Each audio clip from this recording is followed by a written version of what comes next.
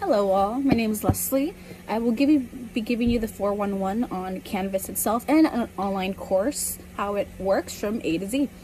So most importantly, I do recommend that you buy an agenda or a type of calendar or weekly schedule like at Target or Walmart. They go for like 10 to 20 bucks. It's worth it because for myself, I feel like it really helped me during the course. I feel that I'm able to write down and jot down notes and important dates for exams, assignments. It comes in use, trust me, you're gonna like it.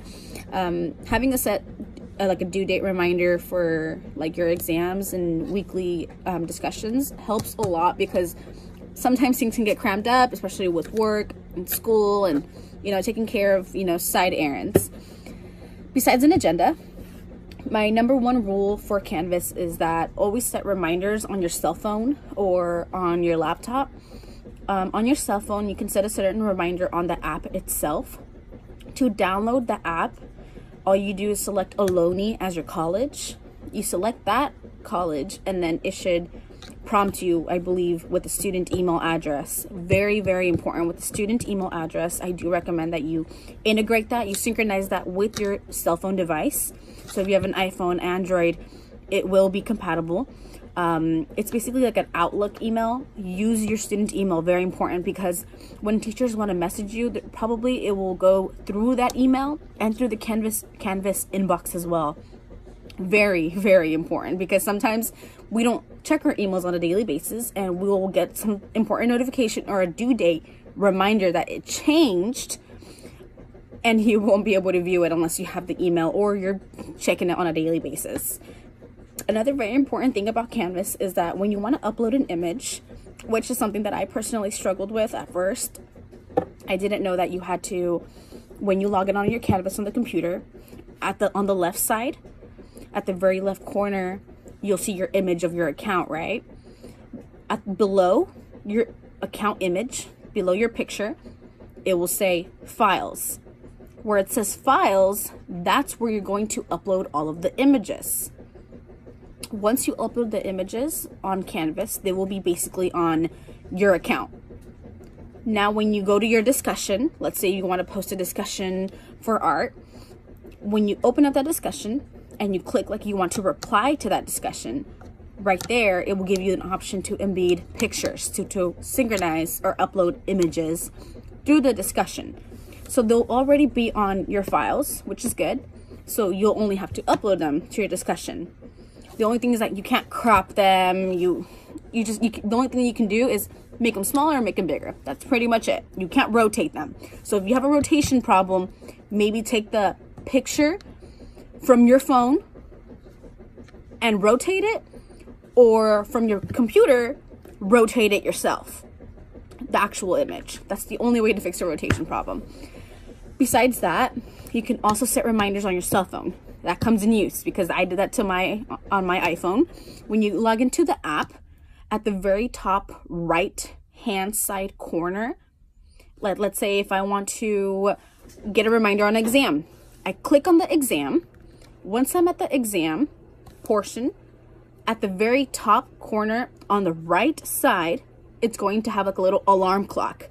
That little alarm clock, you can edit it and then you can set a reminder at time of an event, an hour before, a day before. You can choose whatever type of reminder you want. It is very useful because sometimes we're all up and about at work or something and then we forget we have an exam or we forget a discussion is due. You can also set a reminder for all the discussions for your course, which will be very helpful. Trust me, it's gonna help you a lot manage your time, especially. Something else is that Canvas, there's also support available. I know they have a set time. I believe it's only from like 9 a.m. or 8 a.m. to like 5 p.m. I'm not sure if it's East Central Time, Pacific Time, but you can usually catch them midday to ask them any questions that you have about uploading a picture, deleting a post. Sometimes some posts won't let you delete them. If you can't delete it, honestly, the only thing I would suggest doing is contacting Canvas or just let your teacher know, hey, I wasn't able to delete this. Message them through Canvas inbox or through email. Also, make sure to check your instructors' hours that they'll be on the computer, on their computer, or on the email. That way that you know if they read it or not. Something else that I find really important for discussions is that always make sure to check your grammar, punctuation, any of that. Also, do not copy and paste. Number one thing, that is plagiarism. Very, very bad, because your teacher can take down your name and can let the whole school know. It's a huge disaster, trust me. So always stay honest to your work. Be true to yourself, and it's going to be a lot easier to set out your opinion, but in an educational manner. Another thing is that if you're going to use sources from the outside the textbook, always make sure to include your sources, list them at the bottom, list them after a quotation. Very, very important. Use quotation marks. Do not play it as it's your work. Never do that, because Canvas and your teacher are very smart and they will find out. Believe me. Something else is that I find really important as well on Canvas is that when you're doing discussions and you do exams, do it on time. Because once the set due date is up, you will not be able to post anything. You will not be able to do anything at all. So I do recommend that you stay on top of that. But like I said, set reminders. That way it's easy.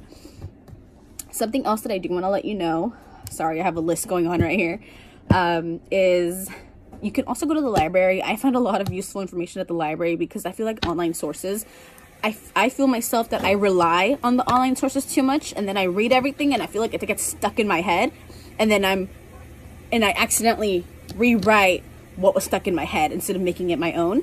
So I find it really useful to just read about it in textbooks and then, make up my own summary of it, which is really useful. I go here to the Fremont Ohlone Library.